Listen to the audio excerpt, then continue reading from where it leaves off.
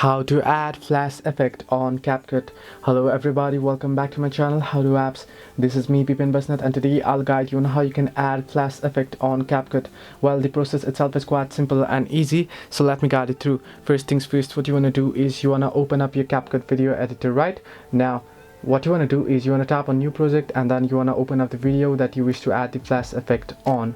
Now here you can see various options. You can simply head into the FX option and then tap on video FX option, and here you want to search in for light option. Here you should be able to see the light effect option. Tap on it. Once you tap on it, here you can see the flash option. You can tap on it and you can choose OK, and here you can select the length up to which point that you want the flash effect on your video. I've selected the whole video, as you can see. Now if you tap on it, you can see down below adjust option. You want to tap on adjust.